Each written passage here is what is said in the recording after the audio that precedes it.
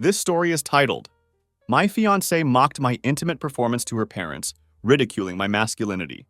After I swiftly evicted her and vanished from the city, my phone blew up with 37 desperate missed calls from her.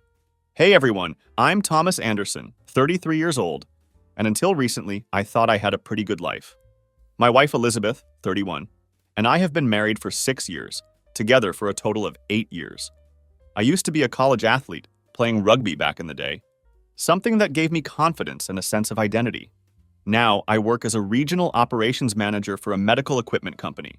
It's not the most exciting job in the world, but it pays well enough to keep us comfortable in our suburban Boston home. We don't have any children, though not for lack of trying on my part. Elizabeth has always said she's not ready yet, pushing that conversation further down the road each time it comes up. It's just been the two of us and our German Shepherd Zeus, who's been the most consistent source of unconditional love in our household. Looking back now, all the warning signs were there. I was just too blind to see them through my rose-colored glasses. Elizabeth came from money. I didn't. She had a master's degree.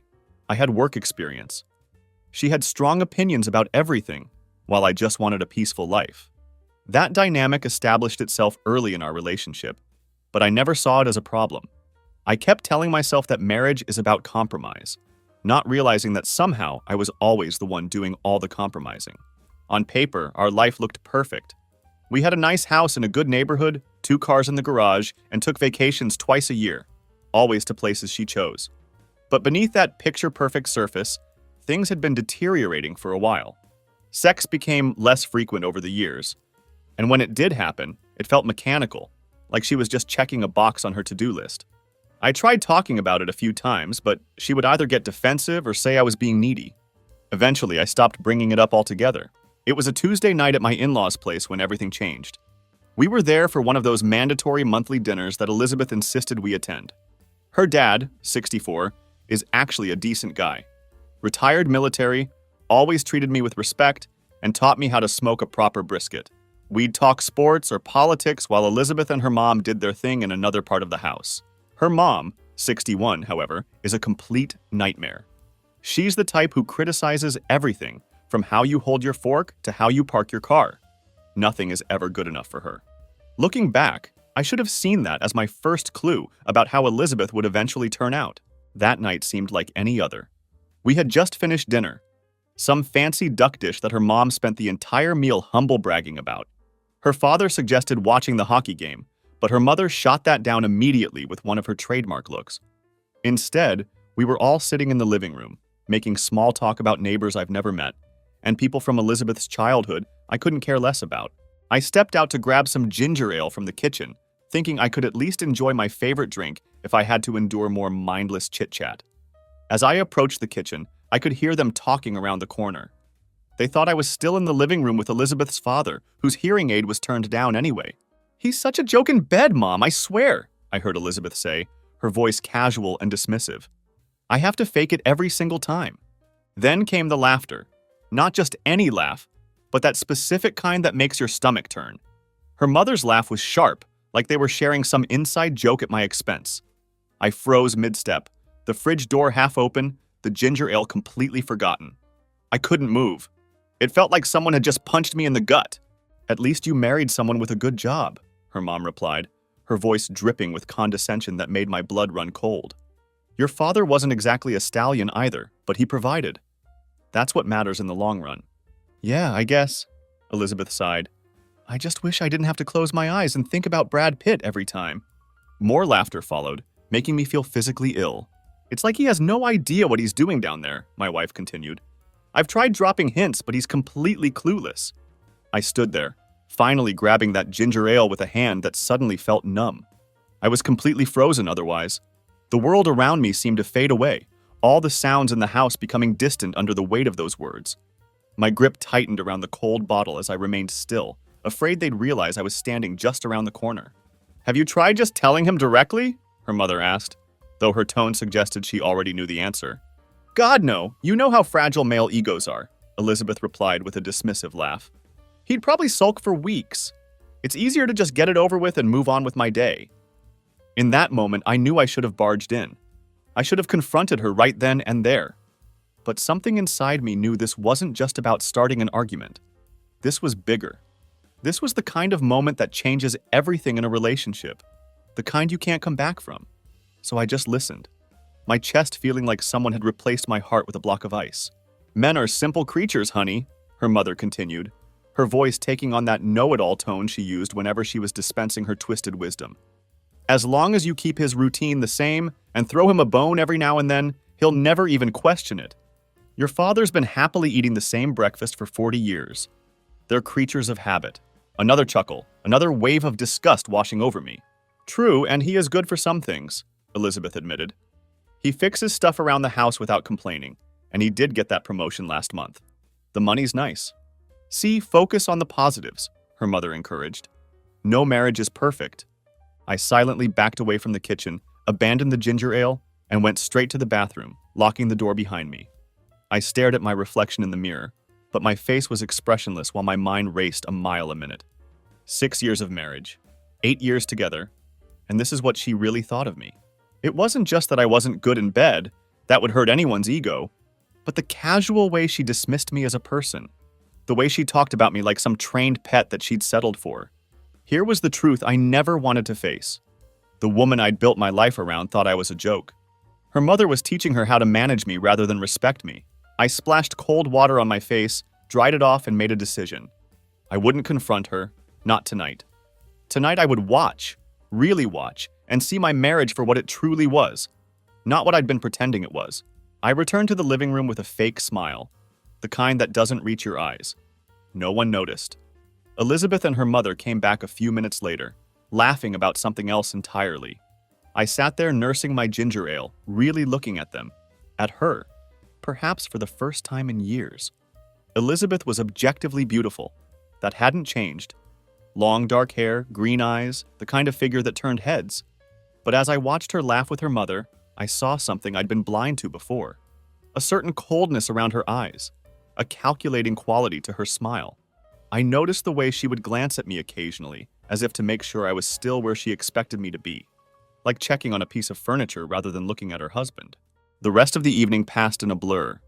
I answered questions when spoken to directly, laughed at appropriate moments, and played my part perfectly. All while feeling like I was floating outside my body, watching this sad, diminished version of myself perform like a trained seal. On the drive home, Elizabeth scrolled through Instagram, occasionally showing me photos of people from high school or college that I didn't know and didn't care about. I made appropriate noises of interest while my mind raced a million miles an hour. "Earth to husband," she nudged me. "You're quiet tonight." "Just tired," I replied. "Long week." She accepted this without question and went back to her phone. She didn't care enough to probe further. Why would she? In her mind, I was just her predictable husband who would never question anything, never surprise her, never deviate from the script she'd written for our lives. When we got home, I let Zeus out into the backyard while Elizabeth went upstairs to get ready for bed, our nightly routine, predictable as sunrise. I stood in the dark backyard, watching Zeus happily chase shadows, envying his simple joy. When did I become this guy? I whispered to myself. I went to the downstairs bathroom, splashed cold water on my face, and took a hard look at myself in the mirror. When the hell did I become this guy? In college, I was the captain of the rugby team. I had confidence, options, respect. I was the guy who pushed himself in the gym, who led training when others wanted to quit. I wasn't ripped like those Instagram fitness influencers, but I was solid. Broad shoulders, strong arms, the kind of physique that used to turn heads. More importantly, I had fire in my eyes. I had purpose. I had self-respect. Now I was still in decent shape, but something had changed. It wasn't just physical, but in how I carried myself. I had started slouching, avoiding eye contact, saying sorry for stuff that wasn't even my fault. My mind started racing through all the small moments that suddenly made sense. The way she'd turn away when I initiated sex, the eye-rolling when I spoke, the jokes at my expense around friends, the constant dismissal of my opinions on everything from what movie to watch to what car to buy. I remembered the time I wanted to go on a camping trip with my buddies for a weekend, and she made such a big deal about how selfish I was being that I canceled. I remembered the time I got excited about a potential job opportunity in Chicago that would have meant a big promotion, and she shut it down without even having a discussion. The way she controlled our social calendar, the restaurants we ate at, the people we spent time with, I had brushed it all off as typical marriage stuff. Happy wife, happy life, and all that bullshit the older guys at work would say. But now I realized I'd been played. I had slowly given up everything that made me who I was, piece by piece, compromise by compromise, until I was just this shell of a man living someone else's idea of my life. I grabbed a towel, dried my face, and made a decision right there. This wasn't about her anymore. This was about me, the man I used to be versus the man I'd allowed myself to become. I went upstairs where she was already in bed, scrolling through her phone like every night, the blue light illuminating her face in the darkened room. "Do you respect me?" I asked suddenly. She looked up, surprised. Not guilty, not concerned. Just surprised that I had deviated from the script. "What? Of course I do," she replied without conviction. "What kind of question is that?" Her response was automatic, dismissive, like checking a box on a form. "Why would you even ask that?" she added, already looking back at her phone. "Just wondering," I said quietly. She made a small humming noise, already absorbed in whatever was on her screen, our conversation already forgotten. I stood there another moment, watching her before heading to the shower. As the hot water ran over me in the shower, I felt something I hadn't felt in years. Anger. Not the fleeting irritation that comes and goes in any relationship, but deep, righteous anger. At her, yes, but mostly at myself for letting this happen, for becoming someone I didn't recognize or respect. That night, I lay awake while she slept soundly beside me. I thought about all the years I'd spent trying to be the perfect husband, the promotions I'd chased to give her the lifestyle she wanted, the way I'd gradually given up my hobbies like mountain biking, poker nights with the boys, even weekly pickup basketball games because she always had something more important for me to do. I had become a shadow of myself, a fucking doormat. And for what? For someone who mocked me behind my back? For someone who saw me as nothing more than a provider, a utility, a joke? No more. Starting tomorrow, things would change. I didn't know what that meant for our marriage yet, but I knew what it meant for me. I was going to find the man I used to be, the man who had self-respect, the man who deserved respect. The next morning, I got up early and went to the gym for the first time in months. I pushed myself harder than I had in years, feeling the familiar burn in my muscles, sweat pouring off me. It felt good. It felt right. Like I was reclaiming something essential, something I'd let slip away. The guy at the front desk, Nathan, did a double take when he saw me. "Holy shit, man. Thought you canceled your membership," he said with surprise. "Just been busy," I replied while wiping sweat from my face. Not anymore, though. After the gym, I stopped by this little diner I used to love before Elizabeth declared it too greasy and insisted we stopped going. I ordered the biggest breakfast on the menu, a stack of blueberry pancakes, extra crispy bacon, and hash browns loaded with cheese. I savored every bite, simple pleasures I had denied myself for too long. When I got home, Elizabeth was in the kitchen, scrolling through her phone while absently stirring her coffee. "Where were you?" she asked, not even looking up. "Out," I replied, grabbing a protein shake from the fridge. That got her attention. I never gave one-word answers. I was always the one rambling on, trying to maintain some connection between us, filling silence with nervous chatter. "Out where?" she asked, opening the fridge to grab her yogurt and fruit, her typical breakfast, always watching calories, always judging my food choices. I just shrugged. "Just out." Her eyes narrowed slightly, but she didn't push it. I could see the wheels turning in her head, trying to figure out what was different. "You reek of sweat," she said, wrinkling her nose. "Are you going to shower?" "Yep," I replied, heading upstairs without another word.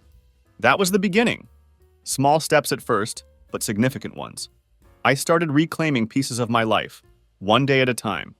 I called my old college buddy David, whom I hadn't spoken to in over a year. Not because we'd had a falling out, but because Elizabeth made comments about how immature he was, how she didn't like his girlfriend, how it was weird that I still hung on to college friendships when I should be focusing on adult relationships. I had gradually stopped calling him, stopped responding to his texts, until the friendship just faded away. "Dude!" he exclaimed when he heard my voice. "I thought you died or something." We laughed, caught up, and made plans to meet that weekend. I didn't ask for permission. I didn't check with the wife. I just made plans. At work, I started setting boundaries too. No more staying late to finish other people's projects. No more taking on extra work just to impress the bosses. I focused on what I was good at: Closing deals, managing my team, getting results. My regional director noticed the change immediately. "Whatever's gotten into you lately, keep it up," he said after I landed the Johnson account we'd been chasing for months. "You're on fire." I just nodded, but inside I was thinking, this is who I used to be. This is who I actually am when I'm not trying to make myself smaller to fit someone else's expectations. At home, the dynamic was shifting too. Elizabeth started watching me more closely, asking more questions, even trying to initiate sex, which had become rare over the past couple of years. "Not in the mood," I said one night, turning over and pretending to fall asleep while she lay there shocked. I had never turned her down before. Ever. No matter how tired or stressed I was, I had always been available whenever she deigned to show interest. The confusion on her face was almost worth everything. Almost. "Are you feeling okay?" she asked, with what seemed like genuine concern in her voice for the first time in ages. "Just tired," I replied, using the same excuse she'd given me countless times. She retreated to her side of the bed, and I could feel her staring at the back of my head, trying to figure out what was happening. Good. Let her wonder for a change. Over the next week, I continued my quiet revolution. I went to the gym every morning, set up that meeting with David, and even dug my old mountain bike out of the garage. I tuned it up and went for a ride on the local trails, coming back covered in mud and sweat, feeling more alive than I had in years. Elizabeth was in the kitchen when I walked in, dirt-streaked and grinning. "What the hell?" she said, staring at the mud I was tracking in. "Where have you been?" "Mountain biking," I replied, grabbing a Gatorade from the fridge. "Forgot how much I missed it." "Since when do you mountain bike?" she asked, and I realized with a jolt that we'd been together long enough that she'd never even seen this part of me. I had given it up before things got serious between us. "Since college," I replied. "Used to hit the trails every weekend." "Well, you're getting mud everywhere," she said, frowning. "And don't you think you're a little old for that kind of thing? What if you get hurt?" There it was. The subtle undermining, the implied criticism, the way she infantilized me. I had never noticed it before, or if I had, I'd brushed it off. Not anymore. "I'll clean it up," I said, ignoring the rest of her comment. "And I'm meeting with David on Friday, by the way." "David from college?" she asked. "I thought you guys weren't close anymore." "We're reconnecting," I said simply, heading upstairs to shower before she could respond. Friday night came, and for the first time in our marriage, I went out without giving her my full itinerary, where I'd be, who I'd be with, when I'd be home. I just said, heading out to meet David, later. Her expression was priceless, a mixture of confusion, irritation, and something else. Worry, maybe. Not concern for me, but worry that she was losing control. David was waiting at our old favorite bar. "Holy shit, he lives!" he exclaimed, pulling me into a bear hug. "Seriously, man, where have you been? We spent the night catching up, laughing, reminiscing about college days." He told me about his new job and his recent engagement to a woman who wasn't the girlfriend Elizabeth had disapproved of. I told him, well, not everything, not yet, but hinted that things weren't great at home. "No offense, man, but I kind of figured," he said, signaling the bartender for another round. "You just disappeared, and when we did see you, you were different, like muted or something." "Yeah," I admitted. "I lost myself for a while there." "Well, glad to have you back," he said, clinking his bottle against mine. "Missed your ugly face." I didn't check my phone once the entire night. I finally got home around midnight to find Elizabeth sitting up in bed, arms crossed. "Where have you been?" she demanded. "I've been texting you for hours." I pulled out my phone and saw a string of increasingly annoyed messages. "Sorry," I said. "Had my phone on silent, lost track of time." "You can't just disappear like that," she snapped. I was worried sick. No, she wasn't. She was angry that I wasn't where she expected me to be, doing what she expected me to do. There's a difference. "I told you I was meeting David," I said calmly, starting to get undressed. "We were catching up." "Until midnight?" she asked incredulously. "What could you possibly have to talk about for that long?" I paused and looked at her directly. "Life, friendship, normal stuff that friends talk about when they haven't seen each other in over a year." She blinked, thrown off by my direct gaze and the lack of apology in my tone. "Well, it was inconsiderate," she muttered, but some of the fire had gone out of her voice. "Noted," I replied, heading to the bathroom to brush my teeth. When I came back, she was still sitting up, watching me with a strange expression. "What's going on with you lately?" she asked, her voice softer now, almost vulnerable. "You've been different."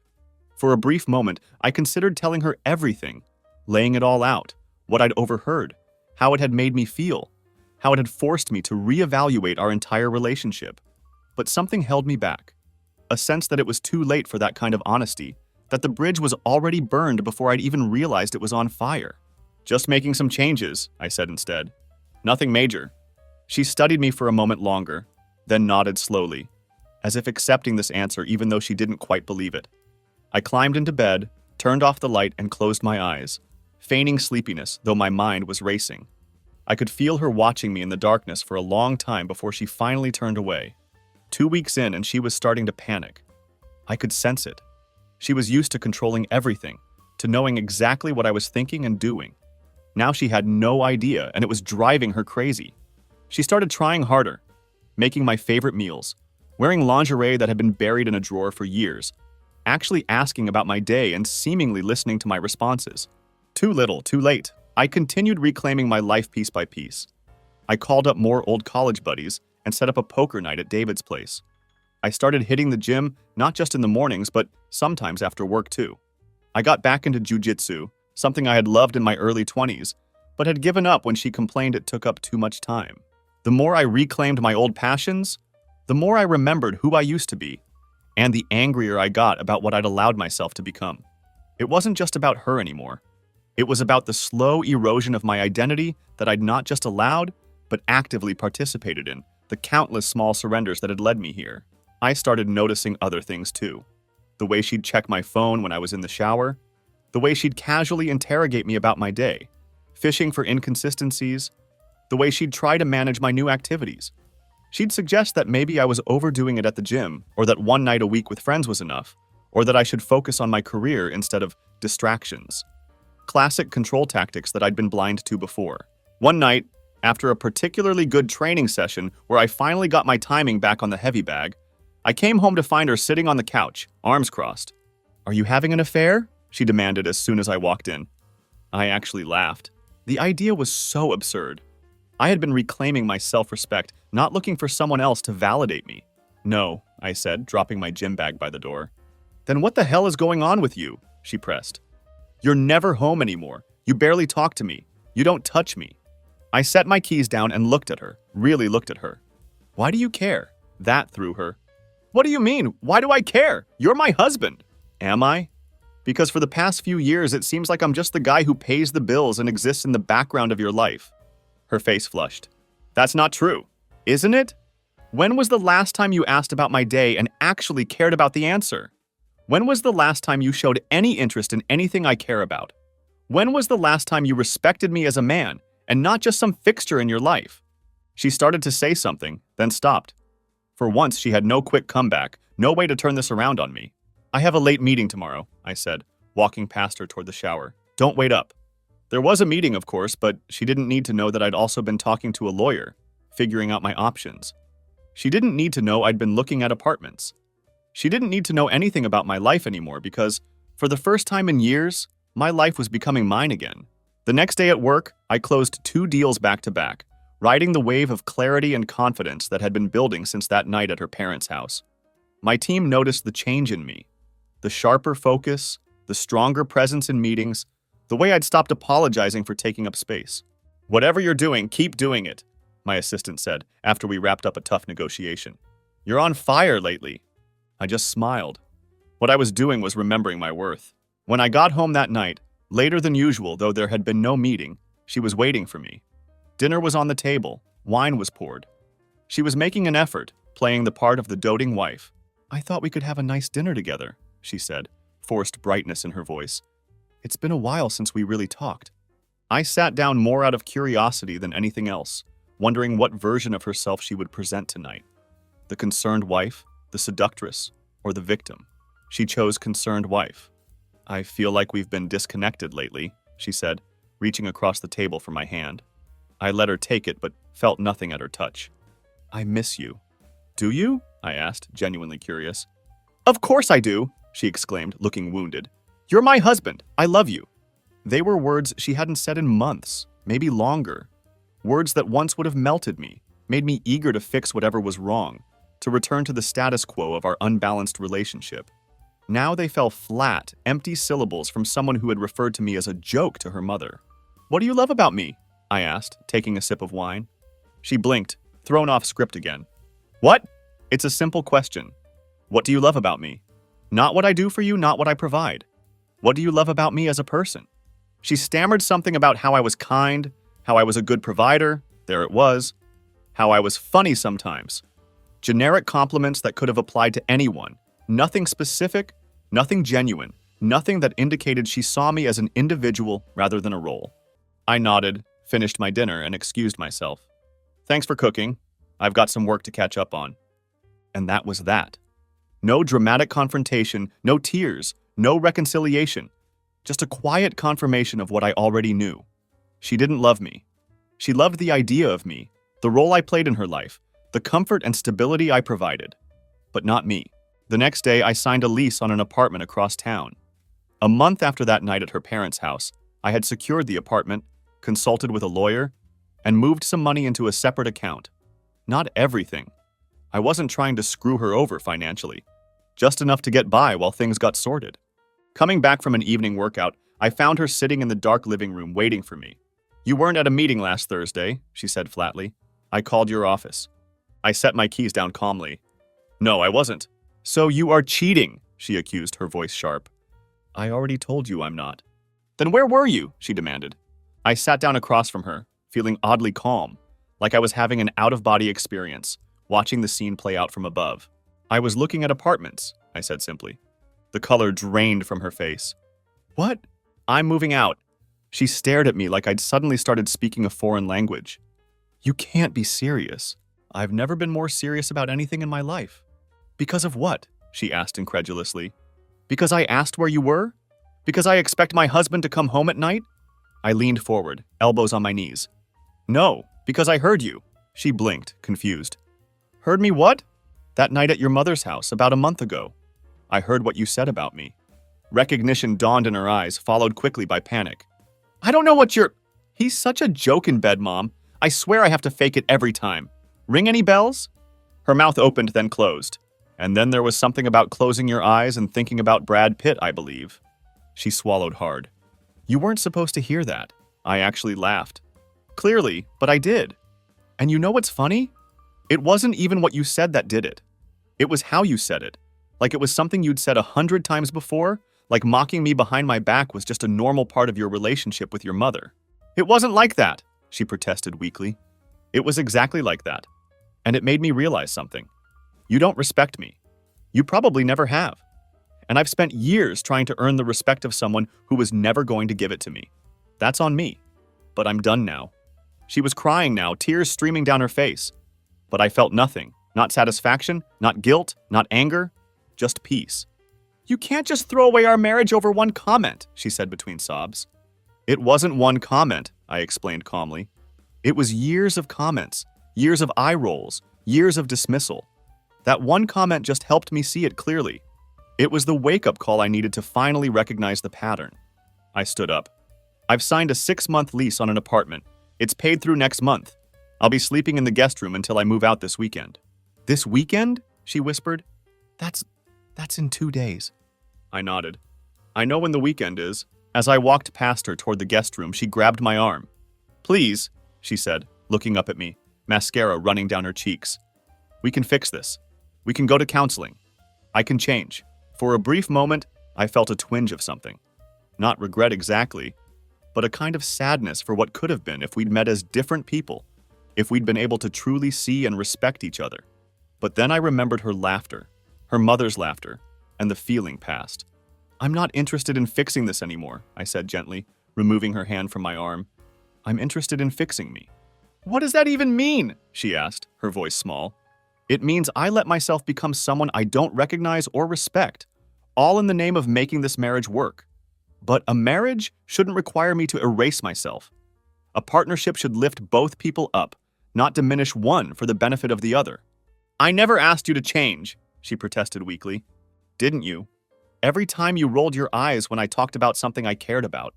Every time you made plans without consulting me. Every time you dismissed my opinion or belittled me in front of others. Those were all ways of telling me I wasn't good enough as I was." She was sobbing in earnest now, her shoulders shaking. I didn't mean it like that. I didn't know you felt that way. That's the problem, I said quietly. You never bothered to find out how I felt because you didn't care.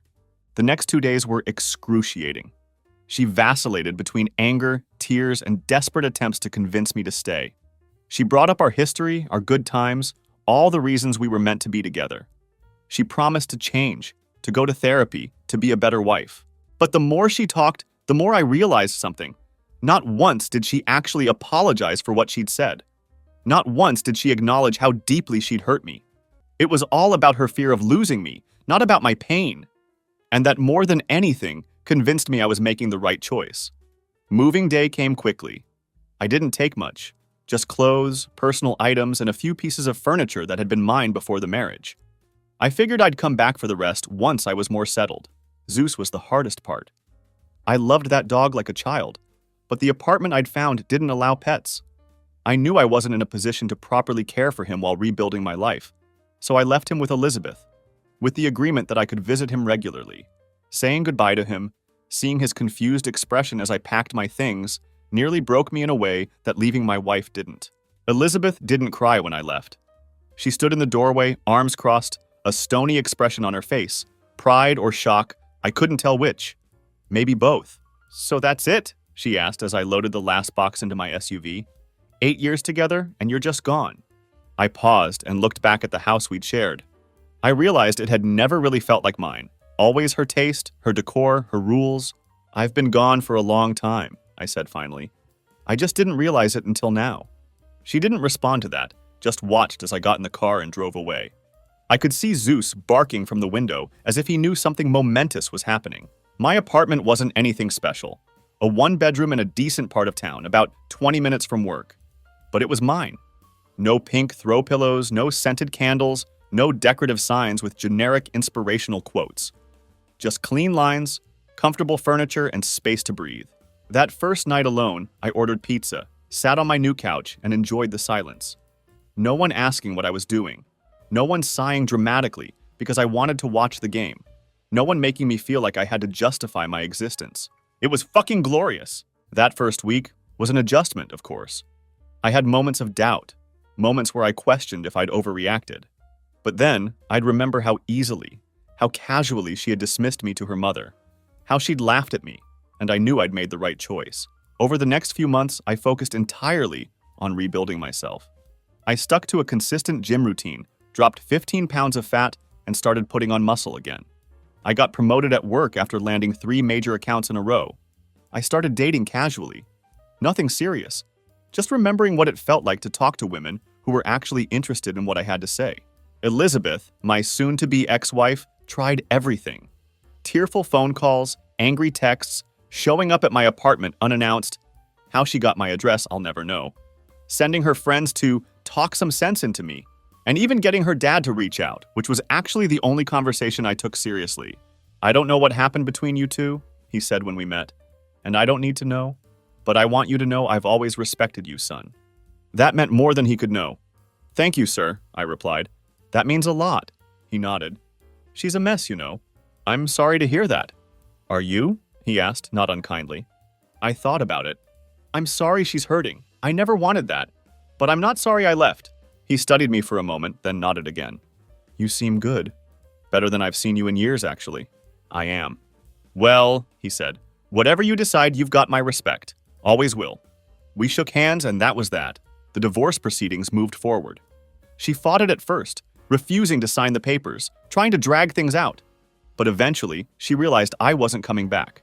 We didn't have kids, and I was fair about the assets, so it could have been a lot messier than it was. She kept the house, I kept my retirement accounts, and we split the rest more or less down the middle. The lawyers worked out the details. Zeus was technically her property in the settlement, but I had visitation rights. I moved to a better apartment once the divorce was finalized. A 2-bedroom with a small office space and a balcony overlooking the city. I bought furniture I actually liked, hung art that meant something to me, and made the space completely my own. For the first time in nearly a decade, I was living in a place that felt like an authentic reflection of who I am. 6 months after moving out, I was legally single again, and for the first time in a long time, genuinely happy. There were still tough moments, of course. Holidays, birthdays, random Tuesday nights when a memory would hit me sideways. And I'd wonder what might have been if we'd met as different people, if we'd been able to truly see and respect each other. But those moments grew fewer and farther between as time passed. I focused on the future, not the past, on building, not regretting, on becoming the kind of man who would never again allow himself to be diminished for someone else's comfort. And it was working. I could feel it in the way I carried myself, in the way people responded to me, in the way I'd stopped apologizing for taking up space in the world. About 8 months after I moved out, I met Julia at a charity function for the hospital where she works as an occupational therapist. She was smart, funny, and refreshingly direct. When she was interested in something I said, she asked follow-up questions instead of nodding politely while waiting for her turn to speak. When she disagreed, she said so without making me feel stupid. She had her own opinions, her own life, her own passions, but didn't use them as weapons to diminish mine. We started dating casually, then not so casually. I was upfront about my recent divorce and about the work I was still doing on myself. She appreciated the honesty, gave me space when I needed it, and closeness when I didn't. For the first time, I was in a relationship that felt like a true partnership, not a performance or a power struggle. "You know what I like about you?" she said one night as we were making dinner at my place. "You're so comfortable with yourself, so grounded. Most guys I date are either trying too hard to impress me or constantly seeking reassurance." I nearly laughed. If she had known me a year ago, grounded would have been the last word she'd have used to describe me. But she was right. I had changed. Fundamentally changed. It wasn't about being more masculine or more assertive or more anything, really. It was about being authentic, about living intentionally rather than reactively, about valuing myself enough to expect others to value me too. That's what Elizabeth had never understood. Respect isn't something you demand. It's something you embody, both in how you treat others and how you allow them to treat you. And that realization, more than the apartment or the promotion or the physical transformation, was the real victory. Looking back now, I realized that overhearing my wife's conversation with her mother was one of the best things that could have happened to me. It was painful, devastating even, but it forced me to confront the truth about my marriage, and more importantly, about myself. It made me see how far I had drifted from the person I wanted to be, how much I had compromised, not just my happiness, but my very identity. The journey back to myself wasn't easy. There were days when the weight of 8 years together felt like too much to walk away from, when the familiar pull of our shared history tugged at me. But with each step I took to reclaim my life, each workout, each reconnection with old friends, each boundary set at work, I felt more solid, more real, more like the person I was meant to be. Is Julia the one? I don't know yet, and I'm in no rush to find out. What I do know is that I'm approaching this relationship from a place of wholeness rather than need, from a position of equality rather than subservience. I know my worth now, and I won't settle for someone who doesn't recognize it. As for Elizabeth, I hope she finds whatever it is she's looking for. I hope she learns that a true partnership isn't about control or manipulation, but about mutual respect and support. But mostly, I hope she understands that you can't build a real connection with someone while simultaneously diminishing them. That love without respect is just another form of possession. Me? I'm still visiting Zeus regularly. That dog never fails to make my day better. Still hitting the gym, still reconnecting with old friends and making new ones. I'm dating Julia, working hard, and living in a space that feels like home. I'm not perfect by any means, but I'm authentic.